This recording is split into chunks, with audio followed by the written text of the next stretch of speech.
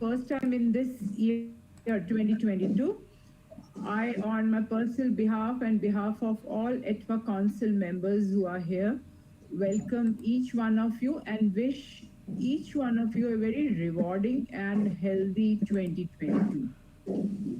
Last year, we used to have our academic conclaves every week, and they were very successful.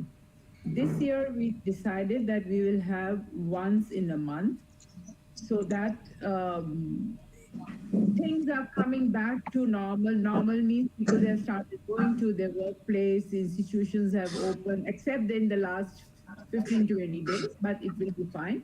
So we thought we will have it in once in a month. This conclave is on very interesting subject, that is Metaverse. I personally was not aware of it. So thought of reading little bit about it, but suddenly when we decided, when Dr. Ramesh decided that we should have this on this subject, so when once I opened means when looking at my mobile, I saw Facebook and word Meta on that. So then I realized something to do with Meta and Metaverse. So Facebook is changing to Meta now. And that's what Metaverse is. But to be honest, I don't know about this subject. But whatever little I read is what Metaverse is. It's a simulated digital environment which uses all these virtual realities, augmented reality, mixed reality, blockchain, so that we create a space for interaction. So it's in a simple language what it is written in the internet. That's what I'm sharing. I'm not an expert, so we have an expert, Mr. Anupam Kaushik, with us. He is the founder of Moksha Path. So the word Moksha, all of you know it relates to what? And coming to the founder of Moksha, and then talking about Metaverse, so these two things for me is entirely different. But we are eager to listen to him. Just what I got again from the internet, little bit about him is that he talks about future readiness for children, online, offline community building, and subjects like that. So we welcome you, Mr. Anupam Kaushik, and we look forward to this topic, new entire, for me at least it is new, Metaverse. Thank you so much, and over to Mr. Anupam. If Professor Mukhopadhyay sir wants to add something here. No, I don't want to add, except I know that Krishna took 18 chapters, 700 slokas to take Arjun to Moksha. Anupam may be able to take us within 40 minutes. I think Ramesh may like to say something because he knows Anupam much better than any one of us. मैंने काफी दिनों पहले पढ़ा था कि जो लोग कुरुक्षेत्र की तरफ मुंह करके सोते हैं उनको देखने को मिलता है and that those people who were born in Kurukshetra, आप उनका हाल सोचो. I'm thinking that today we all are going to moksha prapti for him. Okay, friends, I'm very happy to introduce our long-time great friend, Mr. Anupam Kazan. He is a popular public speaker, an educator, and an entrepreneur at heart. As Madhu already told, he has founded Moksha Path, and he will share the details about it with us very soon. In fact, he has been working on gamifying wisdom. I will say for parents and their children, although he works for children and their parents. And an engineer by qualification, he is an alumni of Indian Institute of Foreign Trade. In the past, he has worked in new business development, business communication, and strategy areas in various industrial products in national and international market. But then he had little change of path going towards Moksha path. He founded first this MAD register where they developed a completely open source credit card size device, a full-blown SDK is software development kit. A lot of early adopters, as we say, the GitLab entry, an international award by Hack Day. And then he moved on to enter the school system as he is concerned with quality school education and students' development. And thus he established EdMonks. So maybe going towards Himalaya side, meeting monks from this. Where he helped schools in implementing innovations in their communication. And currently he is like as on MOOC's path, building board games, card games, activity stacks with children icon, toys, and other merchandise. So, and he is working on creating such a new language to talk to children, to let them experience the ancient Hindu scriptures, culture, wisdom, and traditions on all nations. So, with these few words, I welcome you, Anupamji. Thank you so much for agreeing to take this session on Metaverse. And may I request you now to please share your experience. Thank you. And may I request Chandan if can the recording be started? Yeah. Hi. Thank you so much for such a nice introduction. I think at some place some voice is coming and it is. SDK. Am I audible? Like, is it okay or? Yes, or is it okay this way? Perfectly Audible, but okay. there is noise from some source. Yeah. So somebody has to mute themselves. Yeah, I think. So I totally agree that most of my friends ask me this thing that, you are talking about futurism and then you are starting Mokshapath and it is like kind of confusing to them. But I will explain why it is that way. But let's talk about the metaverse today, and I will try to talk about why or how I see this. I'm not an expert over here. I'm also new here, and I'm also trying to learn. It is only that I have given a little more time because I was running something, and for that Mokshapath, I needed to kind of look into the metaverse space. So let me do a little bit of introduction first, my introduction through a presentation, and then I will kind of A lot of early adopters, as we say, the GitLab entry, an international award by Hack Day. And then he moved on to enter the school system as he is concerned with quality school education and students' development. And thus he established EdMonks. Hope you are able to see my presentation. Meeting monks from where he helps. So I will start now. Innovations in their communication. Yes, please start. And currently he is like as on MOOC's path, building board games, card games, activity stacks. So I just created this presentation to give you the introduction, and then when I'll come to the metaverse thing, I will kind of be doing this one-to-one thing. Just to give you a brief idea of what we are going to talk about, I'll talk a little about me as an introduction, then we'll try to understand metaverse, what it is, and what is the horizon of metaverse. And this will also talk about what are the key trends and what are the change drivers.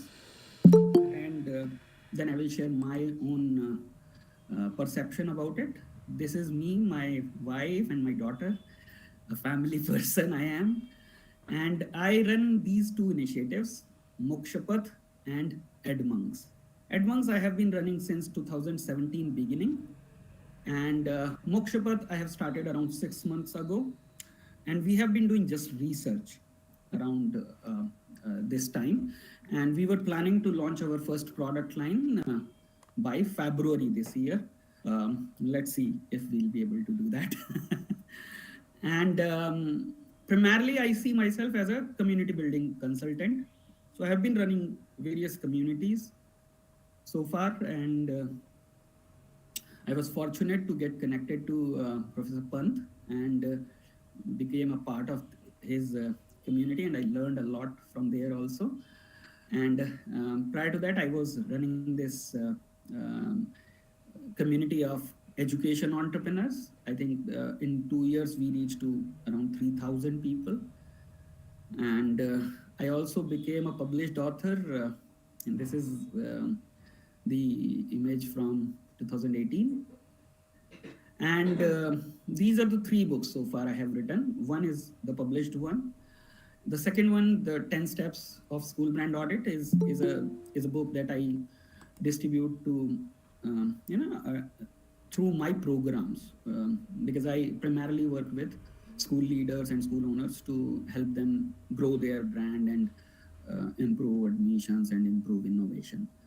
And then this third book I'm writing right now, it's in the form of an ebook, where I'm trying to understand how we can really prepare our children or ourselves or our employees for the future. I also like to do public speaking, although physically only. Very selectively I choose to speak on webinars, especially when Professor Sharma kind of people are there, then you admire him. So, and then you can see me as a lot of things I'm doing as training. So I do it for school space, I do it for entrepreneur space, and many other spaces also. So now I'll come to this thing, what is Metaverse? And now I'll stop presenting, and I'll now be willing to talk, kind of one-to-one. Yeah. So this was just to give you a glimpse of what I have been doing, so that you understand. I'm a general kind of regular guy, just doing some training processes and things. I was earlier working in the industrial product selling space for a good long time. And then I became interested into education and started working into education. So for a good long time, I have worked with schools, helping them to work on innovation. Prior to that, I worked with education entrepreneurs. And I have been learning and I have been sharing. And then 6 months ago, this Moksha Path happened to me. And I want to start from here. So what happened, my younger sister, she lives in States and I live here in near to Delhi, in the vicinity. So she told me that she has a 10-year-old son, and she was trying to help him, connect with the Hindu scriptures and culture. And she told me that she was finding difficulties to find the right kind of content. And I was not able to connect with this issue. How can people like us can have problem? Like my Dadaji and Nanaji both were Shastris, graduated from Banaras Hindu University, and so the family is such that we feel that we already know a lot about. But then when she told me that she's finding difficulty, I really wanted to understand that. And she said she want to help others also, because she's technically finding this difficulty in US and probably in India too. So we started kind of understanding. She wanted me to join her as a business partner, and I was not interested because I was already running my consultancy on brand community. So I kind of declined. But she wanted my help, so I said, okay, I can offer you help. Whatever you want, you tell me, I will be helping you, but will not be able to join you as a partner. So she told me that she wanted to create a business out of it, and she wanted to, so I said, what you want to do? And she said, I want to create a kind of a workshop mechanisms through which I will be able to help people. And I said, at least think something which is scalable. So why don't you start creating let's say a board game or something that can be sold to many people. And 2 months fast forward, and she created her first game on Balkan Ramayan. and she kind of show it to me, invited me to do the play testing. I just played that game, and I was running my very successful consultancy. I was already giving consultancy to a Y Combinator funded startup or a Singapore government based funded company. And but then when I saw this product, I realized this is something really big. And I decided to close my consultancy, and I started working full time on this idea, and we kind of named it Mokshapath. And because of Mokshapath only, I kind of have started seeing this issue of metaverse now, and I will tell you why. So what happened when we found this is an issue, and when I decided I want to work full time on it, now I wanted to understand more about it. And we found three difficulties primarily about how people might be having difficulty. First was that people, we found that this was limitation of content. People know very little about these ancient stories. And you see, a religion works in the way stories and rituals. So stories are going away, fading away rather, and people still want to push their children on rituals, which was not the case when I was very young and my Dadaji and Dadiji were telling me things. So, so that was the thing. So we did a exercise, and we found that most of the people were knowing. If you ask anyone, okay, tell a story from the ancient culture, what they will tell you? They will tell you a story of Krishna. 80% of the times, we have just tested it. We have been doing this research for last 6 months. Most of the parents know only the stories of Krishna. And in Krishna also, very, very particularly Krishna and the Kaliya Daman story. So most of the people start with Krishna and the Kaliya Daman story. And like, they do not know about Nahush, they do not know about Janmeja, they do not know about Kapil Muni. Like, I can name any number of things. So this was one issue we found, the limitation of media. The second was media authenticity. So what was happening earlier, it was all coming from the scriptures, but now it was coming from the internet and the keyword. And whoever was seeing that this keyword is running, so they are copying and pasting from anywhere. So authenticity of the content was also missing. And then the third thing was, the linguistics. It was not talking to children. Most of the content is like something like Nachiketa said to the Rishivar, okay, so tell me the crux of life. Now it is difficult even to consume for the grown-ups. How will kind of somebody else will do it? So these were the things that we were trying to solve through Mokshapath. And I wanted to create something which is a, connecting future and the past to solve this thing. And while we were building the board games and people started seeing us as a board game company, but we were actually trying to build an experience company. So we were trying to understand that how we can really give an experience to children so that they will be really willing to explore it. And then in my search, I got to see about Metaverse. And you see, Metaverse is really, really huge thing. Now, after seeing this whole thing, I see even if we want to kind of, do not want to go for it, we will be bound to be into this. And frankly, for me now, after doing so much research, I believe this is not a good news. But anyways, this is future and we cannot stop it.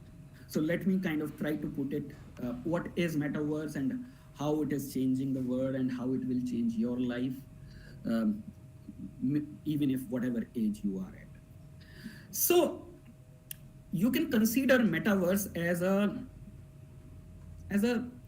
let's say a new island, a different island, which is virtual in nature. So it is some place where a little bit of things has been sold and there are a lot of things that can be sold. And you kind of migrate into this island and now you want to live in here. You want to see things in a new way. You want to start maybe your business here. You want to play here. You want to do anything, like literally anything. You want to transact with the banks. So in future, you will be actually actually transacting with your banks also through a metaverse. You want to meet somebody, your friend or your family members, you'll not actually go to their home. You will just get into metaverse, and in a meeting room you will be meeting. The only difference is that in the metaverse, you will be not seeing them, you will be seeing their avatars. So everybody will be having their avatar, and that avatar will be interacting. So you will be interacting with avatars, and you see, that's the whole play about. So now you do not necessarily know the identity of that person. So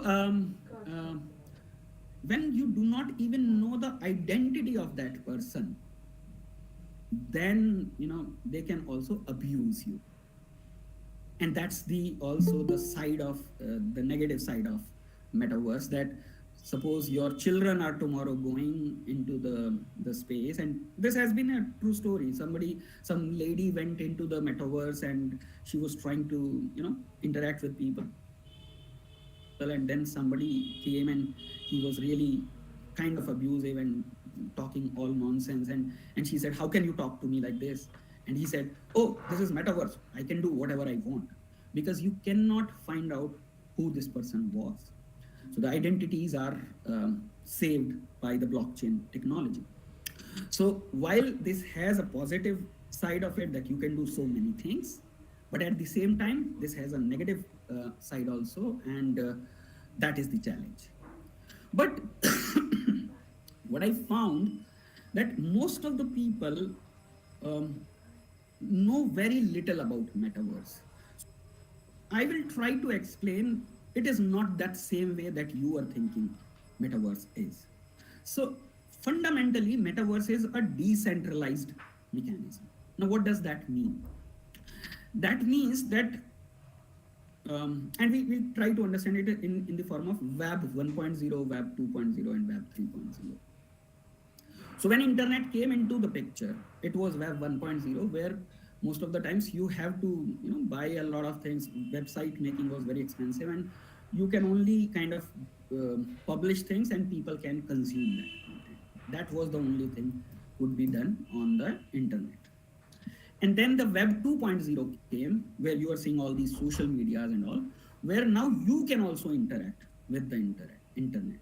So something is happening, and now you can also go there. You can type in, you can put your video, you can put your audio, and whatever. You can put your infographics and reports and whatever. You can really do all that. So that's the thing. And I am finding, like, I'm not very good at taking classes on the internet, and I do not know how teachers actually do that. It is really tricky thing, because I'm just seeing some images, and sometimes only the initials of your name. So I do not know really whether you are actually connecting with my ideas or not. So I will try to ask you questions so that I know, like, at what level my audience is, and probably then I will try to answer things in a better way. So can somebody volunteer to tell me, like, what is NFT? Because these are a few core things that I will be willing to understand. If you understand, then only you can really understand the metaverse in a real good way. So can somebody volunteer to talk about NFT? What is NFT? A non-fungible token. Okay, so I think nobody is volunteering, so let me kind of do it. So now I also understand that, okay, so it is the place where people are trying to interact through. So an NFT is where you, let me say it the different way. So primarily, when they started building metaverse, the first thing they started building over there was video games. And the video games, you see, you are trying to play a video game. How do the video game companies make money? You come into the game, you play, and there is no transaction happening. Now, you try to buy a uniform, a dress, an ammunition, a gun, or some of such things, and these things, these games are actually selling. So you want to go into a next phase, and there you will be needing those kind of ammunitions and arms, and you need to buy them.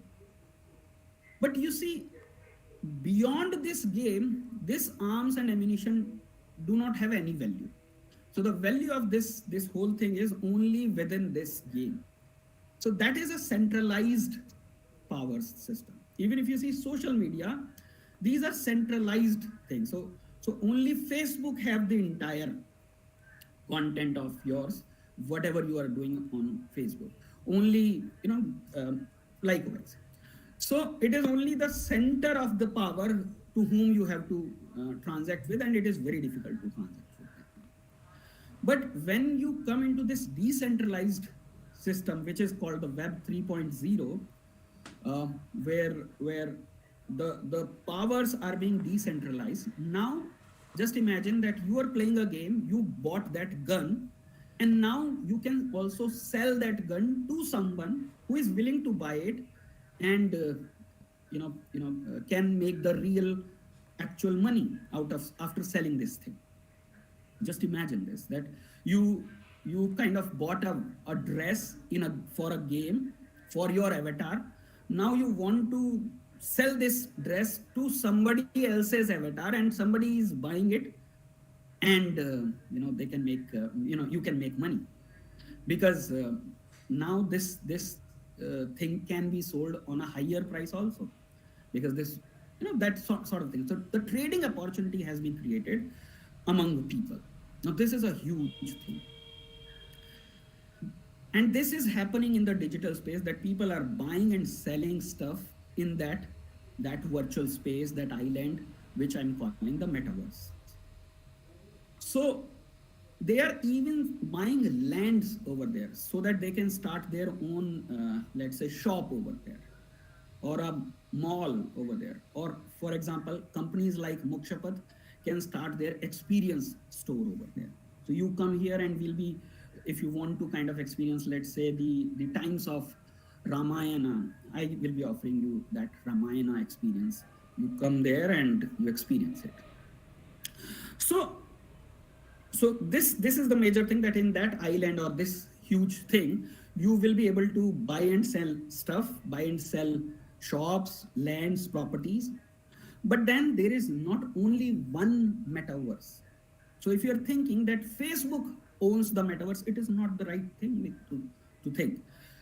Facebook is also making their metaverse, but then there are other companies who are building their own metaverse. So the most successful metaverse today is called the Decentraland.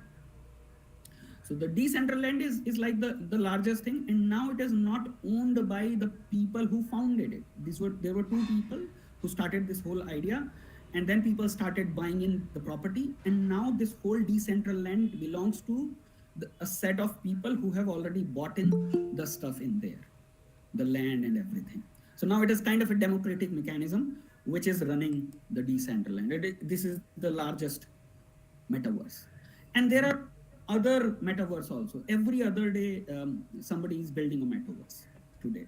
And there will be like, you will be seeing in next 5 to 10 years, there will be at least 100 successful metaverses, which will be like larger company than whatever you are seeing today. The likes of, let's say, Google's or Facebook's.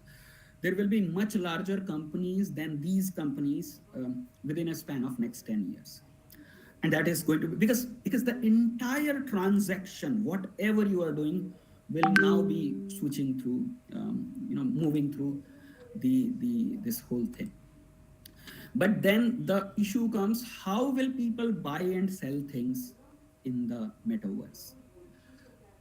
And there comes the idea that every every metaverse has to have a currency, a cryptocurrency to support it. So for example, the currency that support this decentral land is called mana. And these are all Ethereum based you know uh, currencies. And it may look like to you that, oh, it is going to a higher level. I'll try to kind of explain it in a different way. So I hope you must have heard about the monkey market story. So what happens in monkey market? There was a village, and there were so many monkeys over there, and these villagers were not very happy about it, but nobody was doing anything about this. They believed they cannot do. And then somebody came into this thing, and this guy kind of hired one person from there and said, I want to buy monkeys because I can sell it elsewhere on a very large price. So I will be buying one monkey on 20 rupees. And villagers were not having much work to do, and they thought this is a good idea. So they kind of bought the monkeys and started selling to this person. And he kind of started building a large cage for these monkeys, and he kind of put it over there. And then he said, easily available monkeys were all kind of caught. And then he said, now I will buy it on 50 rupees, because not many people were really willing to do it. So now when the price was higher, so people went deeper inside and kind of came with the monkeys. And then he kind of raised the price to 100 and then 200. And then one fine day he said, okay, so tomorrow I will be leaving, and so tomorrow is the last day when somebody can sell it to me, and the price will be 500 rupees. So, and meanwhile, the person who was doing the caretaking of this whole cage, he came to a few villagers and he said, if you want, you can buy it from me. He will never get to know, and you can buy it from me in 200 bucks, and then you can sell it to him for 500 bucks. And in that night, he sold all the monkeys to all the villagers for 200 bucks. And then in morning, there was no cage, no buyer, nothing, and the monkeys were still there, but everybody actually paid 200 bucks out of their pocket. So the first way to see this whole metaverse thing is that somebody is pushing you to buy something which actually does not have a value. So a land in the this space, really it does not have any intrinsic value, but you are being kind of wooed to buy this stuff. And so this will happen in many of the NFT spaces. NFT is like, okay, so I just forgot to mention about NFT. So when you want to buy this whole stuff in this metaverse, there has to be a transaction of a digital currency, and that needs to be monitored. And for that, they started mentioning that every transaction will be having a address on the blockchain.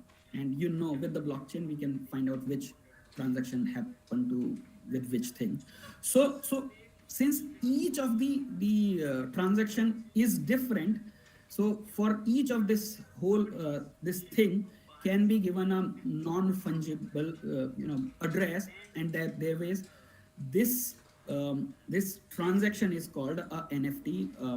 Whatever you are buying against it is considered as NFT. So right now people are even buying just creating some arts and selling it through NFT and virtual reality kind of thing, that you will wear a glass and then you get into this, and only that is happening. No, it is not. It is a combination of virtual reality, augmented reality, and the mixed reality. Most of the people even do not know what is the difference between mixed reality and virtual reality or augmented reality, and it is quite a concept. So, but all these three realities will be actually working in this metaverse space to really give you an experience. So overall, this is something that I wanted to convey with you. I think we can start a question and answer thing probably to probably share what other things you would like to know. This was kind of a very basic thing. I know it is very confusing. A lot of things are there. When I wanted to kind of share it with you, I was really thinking, how will I be able to do it? But then in last, I would say that Facebook is not the owner of Metaverse. Facebook has, when they have changed their name, they are just saying we are very bullish on Metaverse. If you see really, this is a very large power that very major companies are trying to kind of take a part of it. So almost all the big companies are running their own Metaverse today. All of them. Microsoft is running their own, Google is running their own, and as a matter of fact, even our own Indian, there is a company called Zionverse. Zionverse is making a metaverse only based on Hindu mythology. So, and that way, like I am trying to woo them so that they can give me some space for Mokshapath, and I can build a kind of experience store over there.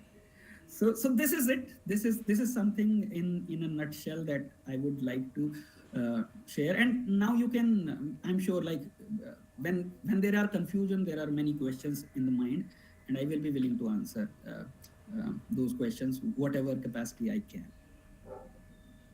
Thank you, Mr. Anupam Kaushik. Very rightly, you said that Facebook is changing its name to Meta. And other big companies like IBM, Microsoft are also using this metaverse technology for their own business in their own industry. And metaverse is the future of internet. So let's have few questions. Nirmala, she has asked a question, an information given on the chat. Another is a question she has asked, and that relates to what you said, that regarding the virtual land selling. So she has asked, what about law of the land? How will disputes be settled during this metaverse? And what about the personality crisis, and how do you handle? So this is one question. It comes from Nirmala. She's there. If she wants to ask herself, she can unmute herself and ask. And if you want to, yeah, Bharti also has another question. Do we need to fill any? No, okay, sorry, this is nothing. So yeah, Nirmala, do you want to ask question yourself? No, I've already put it in the chat. Yeah, you can. And yeah. Yes, because I recently experienced it, and I was just looking at the behavior of the young children who were also experiencing it. So this question had come to me, and good that you are here to answer. Yeah. I would also like to add something, because this is something very, an amazing power of this whole thing of blockchain. So just imagine, let's say I am a creator. Let's say create videos. Just imagine this thing. I create videos, and I want to sell it on the internet through blockchain, through, let's say, metaverse or whatever. So let's say this is an experience of mine where I will be sharing my video as an NFT. Now, you see, this NFT can have this is one core thing, which is the base, and then I can create a tradable address also for this whole thing. So let's say, just imagine, okay, I wore a jeans. I'm a big celebrity. I wore a jeans, and now I want to kind of give it to the people, that you can kind of experience this jeans, and this is happening. Now I want to sell it. So if I kind of give it to someone, it is gone. Now, multiple people cannot wear the same jeans. So when it is a physical thing, it is it is much easier. But when it is just a genes of my avatar, the same genes can be replicated, can have multiple things, and can be sold to many. You understand? So I am saying that my first core thing, if you buy that stuff, whenever this thing will be sold, you will get some transaction value of this. Let's say I am saying I am creating 20 pieces of such jeans that I am wearing. So I am saying the transaction can be, you just want to buy a copy of out of those 20 things. You are just a believer or a follower of mine, and you said, okay, I want to wear that jeans, so I want to buy that one copy. So let's say I sold you this thing in $2,000 and you bought it happily. Now your avatar is wearing that thing, and you are telling proudly, oh, this is the same jeans that avatar of Anupam Kazan was wearing. That is one kind of transaction. Second transaction is you say, oh, this is a good business out of here. You have total 20 thing, and whenever such transaction will happen, I also should get some money. So you kind of do a transaction with me on my central product. So whenever this kind of any sale happen, you also get some part of the money on that thing. So these are the two ways this transaction will happen. Disputes will not happen here because this is non-fungible. So blockchain will be able to tell you that this thing belongs to whom. This really depends on what kind of transaction is this. So if it is only the consuming of the jeans, then you are just able to consume. But now you are done with this. Now you want to sell it to someone else. You can sell that piece of jeans. You can sell, but since it is my NFT, so whenever you are selling it, some value goes to me also in that sale. And if somebody has already kind of partnered with me on this whole NFT, then some of that part, whatever contract I have done with that guy, that person also might get that thing. So the NFT is created only once, but it can really have recurring benefits of selling and things. One more thing, and this is like very ironical. Selling these NFTs is very costly actually. So what is happening in when you do this simple economy, what happens? You are talking about inflation. So every other year 8% value of your currency degrade, but they do not actually remove the currency. What they do, they actually increase the currency, right? This is the way economics work in the real world. In the virtual world, they are actually burning the currency. So that more money is not there.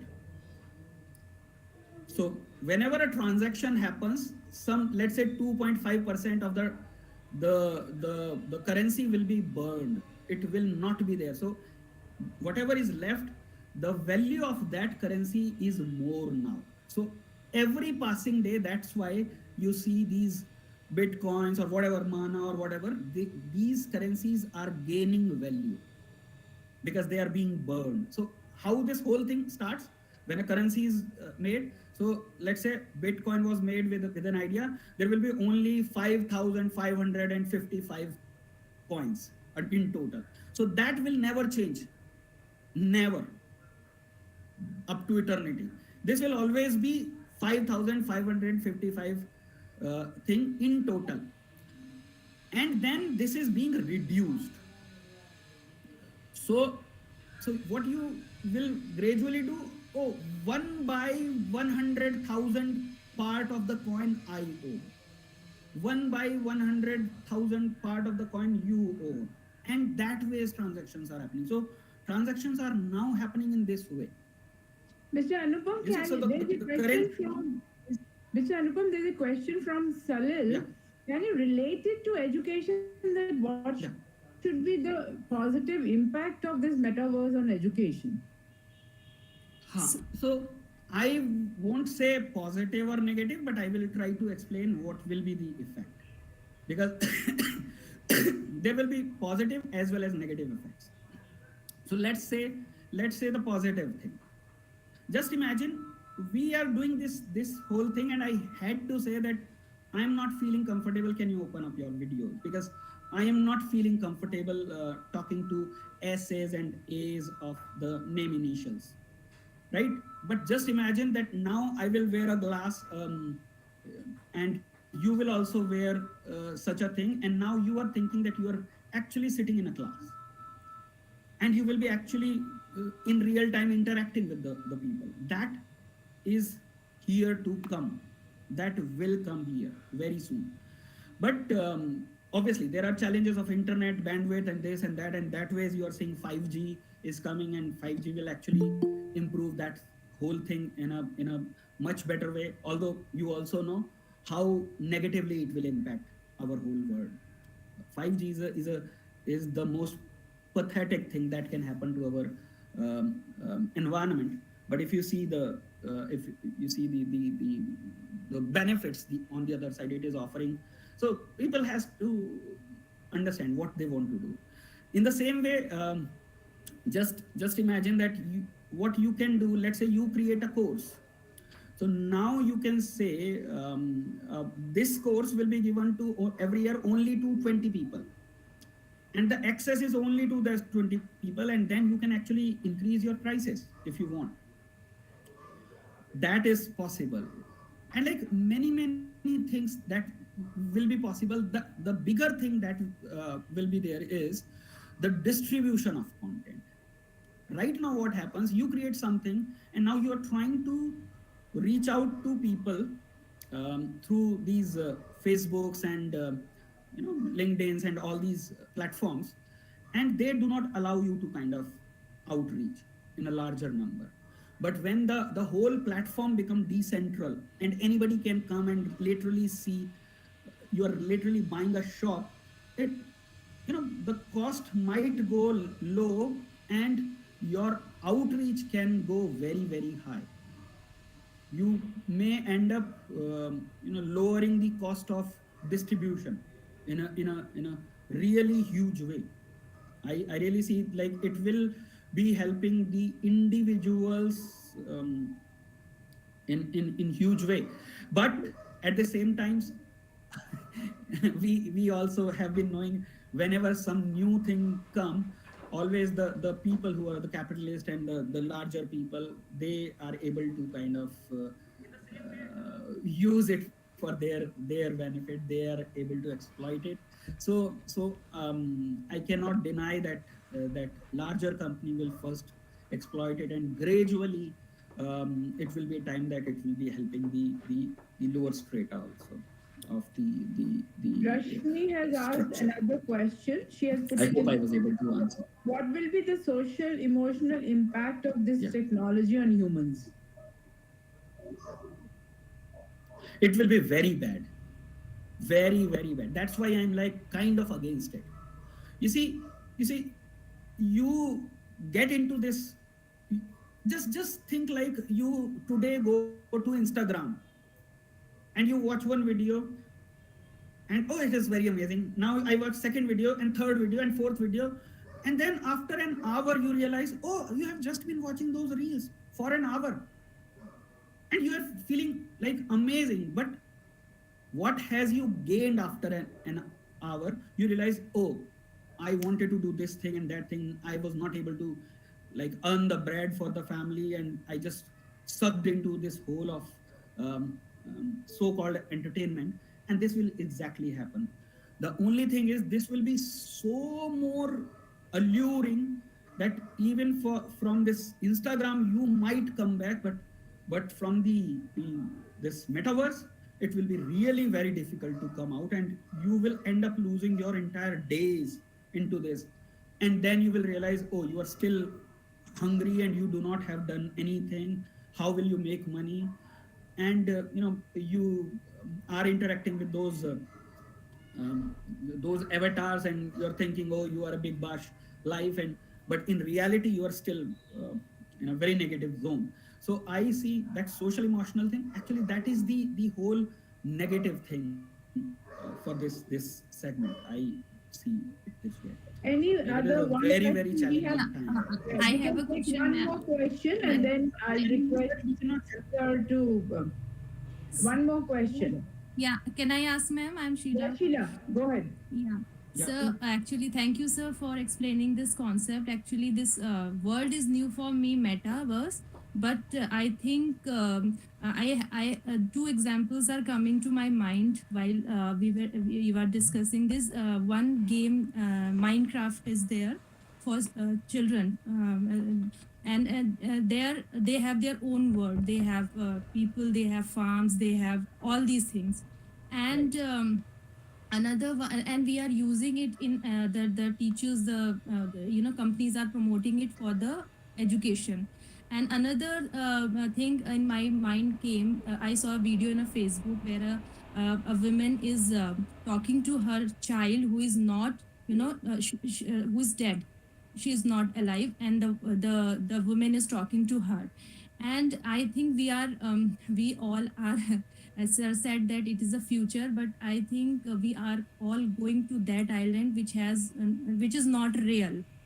So so sir, what you think, what is the future, and are we moving toward the world which is not real, and what will happen to the humanity कि अगर ये ऐसे ही हम unreal world में island में जाने की कोशिश करते हैं. Yeah. Let me kind of take these things as two parts.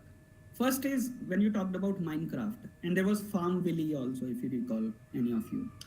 Yes. So this was, nothing happens overnight. It has been a work of decades. So they were actually testing these ideas one after other to understand whether people will do this and that. And if you see that Farmville or Minecraft, children are making this whole thing, but this is available only in Minecraft. So let's say your child has made something in Minecraft, it has no value in, let's say, Scratch. You cannot actually go to Scratch. But what will happen in the metaverse space, let's say this is one metaverse, this is another metaverse, this is another, and there are a whole lot of metaverses, and tomorrow people will be able to connect metaverse to metaverse to metaverse. This is first thing you need to understand. So the metaverse will be able to talk to each other, and your property will be actually valuable even if that metaverse is going down, because that entire thing can be sold or kind of moved to another metaverse. So this will happen, first thing. Second thing is that consciousness download that you talked about, that a lady is talking to child for like who is dead. Now this is the thing. This is the crux, that whenever corporate want to talk about they want to allure you, they always try to talk about the positive side of it, and they never talk about the negatives. What about you are alive and your consciousness has already been downloaded? You do not have control on your existing stuff, because it has been kind of, let's say theft happen, or let's say corporate are trying to kind of use you in whatever ways they want. This will happen. Okay, so I think we are going to be 12:30, but the question which is asked, how in education? Actually, what I understand with what Dr. Anupam and reading on the internet, that metaverse is something which is mimicking the real world.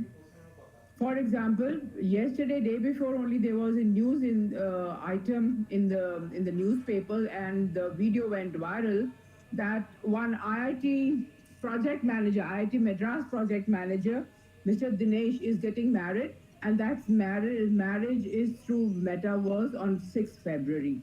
And the real, the physical marriage or the physical reception will be on the same day in the evening, and in the morning it is that. And that's what both of them, they have created their own avatars. So, one thing I want to tell you, one thing, like, this is very, very important. So like you need to understand this. So as I told you that monkey market story, so the challenge for all these corporates was When there is no value, no intrinsic value, why would people come to this whole thing? You understand? They're still building it and there is no intrinsic value. Why would even people visit? So what they did, what Facebook did, for example, if you try to go a little back and you'll realize he was visiting all the religious leaders of the world. He was recently talking to Pope and all those big large religious leaders, and he was telling that, okay, you come here and we'll give you a free space here so that you can start giving these teachings through metaverse. First thing. Second, what they are doing, they are inviting likes of the Justin Biebers and of all those sort of people to do live concerts free of cost over there in metaverse. So they are paying huge to Justin Bieber and of the likes, but for the people who are going to consume it, that is free. So no wonder that this transaction of this whole thing, because IIT is still a large thing in our Indian enterprise. So this is also a wooing of the thing that, okay, so what will happen then? One thing happen, then another person start finding, अच्छा तो मैं तो अपने birthday भी करूँगा, मैं तो अपने बच्चे का birthday भी करूँगा. Yeah, okay, Mr. Anupam. Yeah, just another example, and then I will hand it over to Sir Professor Mukhopadhyay. All of us, when we go to any institution's website, we see this 360-degree virtual tour. What's that? That's based on the virtual reality, the augmented reality, and so on and so forth. So all these things are coming. Technology, as Sir always has said, Professor Mukhopadhyay, that technology will not wait. They will keep on inventing and keep on doing more and more. How to use it in education, that's more the important point. Sir, this over to you now for your observations. Mukhopadhyay, sir.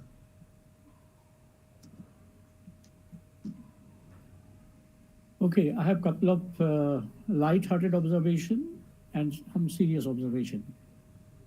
Light-hearted observation is that it's exactly Moksha path, because we are moving from real world to the virtual world, and entire Gita tells that actually there is nothing called real world. So Anupam is trying to help us what Krishna could not do to Arjuna. Second important part is, as a student of literature, I always liked verse, poems. I understand meta because we work in the field of research, but I never realized that when meta joins verse, it makes me averse to verse. Because meta joining hands with verse make verse so difficult, which Browning never threatened me. Wordsworth, of course, is always a sweet poet. This is two parts. Second important, actually, a question which was asked by Shauli is much more important. That is, the question is, how do you get out of this addiction? Honestly, Shauli, we don't have an answer, but what I have been trying to understand is, whenever I go for any selection committee, I ask, what is your hobby? They will say, sir, listening to music. I say, I'm not interested in passive hobby. I want active hobby. Active hobby is when I sing myself, that is active hobby. When I listen to music, for example, millions and millions of students in Indian classrooms are actually in the passive hobby. They appear to be listening, but actually not listening. They are thinking something else because it's not worth listening. Which research has proven very categorically that leftover learning of lecture is not more than 10%. If that lecture happens to be a very outstanding quality. Now, the important question today, and you are absolutely right, that is what I was last couple of days or months I've been thinking. For example, if some of us had the little bit of interest and training in music, today when I start humming a Rabindra Sangeet, I immediately say, oh, so-and-so has sang it much better, so I immediately go to the YouTube and I listen to the same music, Bohemi Rantaro, Ananta Anandadhara. It's a beautiful song, sung by many, but yes, I like Subinoy Rai. So the moment I see that I can get to the best of the musician, I stop it. Resultantly, one-time active hobby has become a passive hobby for many of us. Now, the whole question is, and increasingly I'm seeing in my rural area where I belong to, afternoons are full of actual active playing. Today what we do is India and South Africa match, we see from 2:30 to 5:30, complete passive, and then we feel sad India got defeated or get elated when it gets. Now the whole question is, unless we are able to create active engagement in hobbies and passions, we will not be able to stop this addiction. Because the alternative is not available. In our time, we had no alternative. For example, my whole village did not have a radio. What is the choice? We had to sing ourselves. There's no cinema hall within 7-8 kilometers. We had to act ourselves. Now this has created a new generation problem where we have got easy access to much higher quality. And this is exactly what is going to be dangerous. Yesterday I was listening to a beautiful way called reflexive pedagogy. Today we don't reflect. For example, I was talking to somebody in the morning. Everybody is crying because schools and colleges are closed. It's a case of loss of learning. I mean, to me, to be very harsh, it is absolutely foolish. What is loss of learning opportunity. Rather than learning rubbish contents of the syllabus, imagine, have we ever discussed with students what is an epidemic, what is a pandemic, how the names of the diseases are fixed? COVID-19 is a common name everywhere in the world. How is it fixed? When this example was given by Dr. Abhijit Pathak, and that's very important. As many of you know, we from ETMA, we offer scholarships to very poor, brilliant students. And we contribute ourselves. It's called Personal Social Responsibility Program. Here itself, there are quite a few who keep on donating this money. Now, for example, we came across a newspaper report. A boy in Jalpaiguri, North Bengal, has done a brilliant result. And Abhay Mandal is sitting here somewhere. I asked him to trace that boy. When he traced that boy, it was found that his father is no more. His mother was a migrant labor in Rajasthan, cooking. His younger brother, after doing very well in 10th standard, had to leave study and go with his mother to take care. They had to return back. I called up district and he told that boy, we will give you scholarship, but you have to continue your study. The headmaster called me up. I don't know whether I shared with you. Headmaster told, sir, I have brought back the younger boy also to my school. Now the question is, we never look at that. These are real life problems. Dull children of rich families are going to medicine by some process. Brilliant children from poor families are not finding ways. And our reflexive pedagogy does not talk of this kind of things which is more real, because we are in a virtual world. So I think what Anupam has said is very important. This virtual world is going to be a dangerous world, because there all human beings will behave like robots. And at the same time, we use a limited sense, like for example, he has not talked much about virtual reality and augmented reality. Actually, this is part of an AI family. He talked of blockchain many times. But in this AI family, what to choose and what not to choose, where to choose or not to choose. For example, in STEM, one of you have raised this question, science and technology, where simulation is necessary. All of us have read Charles' law, Boyle's law. But there is no way to prove except simulation.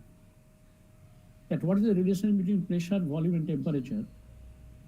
We have pressure cooker, which is actually based on that principle. Volume is fixed. You rise the temperature, pressure rises, in turn. Now the question is, when you look at technology, we have to be choosy so that we don't lose our humanness.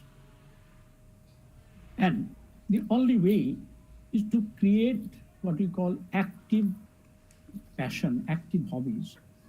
I mean, recently I was talking to one of the university on holistic education of national education policy. I don't want to comment. I gave exact quotations from the national policy. I said, you read and make your own meaning. Because in my understanding, there's no history. What Akbar or Aurangzeb did or Chandragupta Maurya did, we don't know. With some evidence somebody has created, who is creator has a something called worldview. So he wrote, when the same book is taught by Shauli also has a worldview. So she doesn't teach the book. She teaches her version of the book. Just when Shauli teaches, her 30 students have their own worldview. So what Chandragupta Maurya actually did and what Shauli students understood are altogether two different worlds. Now, that's the reason when I go for policy, I don't talk about policy. I say, here is what is written in the policy, you interpret yourself. And then I gave my own model. For example, a brilliant student in sports doesn't find a place in the school. Only who got 99%, they get the chance. But how many times we have been able to produce? I mean, all of you are from education sector, most of you. Only 3 to 5% is the creative people. We, most of us sitting here, exceptions apart, belong to the 97% averages. And we are not looking at how to create those 3%, the extraordinaries to excellence, who will actually take the world civilization further. Well, I'm thankful to Anupam for agreeing to address us. This is the first event of this year. This year, we are actually going into a very new theme called emotional well-being, in collaboration with Emotional Well-being Institute of Geneva. We'll have 3 seminars, 3 webinars, March, June, and August, on emotional well-being in education, emotional well-being, global perspective, and emotional well-being and the sustainable development goals, which will be addressed by people. I'm also associated with the Emotional Well-being Institute of Geneva. People will be addressing from Geneva, from Sweden, from Australia, from Nepal, and so on and so forth. So I'll obviously will inform you. And also we have got a few other, we'll be having only 1 per month. So this year we might have only 11, because 1 month will go away in our conference. This year's global conference will be on education for emotional well-being. Like, for example, I hear every now and then, people are very stressed because the things are closed. We call it the locus of control in psychology. When the locus of control is outside, the outside world controls you. When the locus of control is inside you, you control the world. Now, how do you bring in the locus of control internally? And that is exactly the answer to Sauli's question. The moment you are able to bring locus of control inside, then I control myself. I mean, given my age, I was very happy when Anupam was telling, I'm happy because I'm old enough not to suffer this development. I'm sympathetic to younger generation. Those who don't want to suffer, they have to suffer. And those who are enthusiastic may find some meaning in it. Well, I love to see you all in the future webinars, and many of these webinars will be on very important themes and topics. And as all of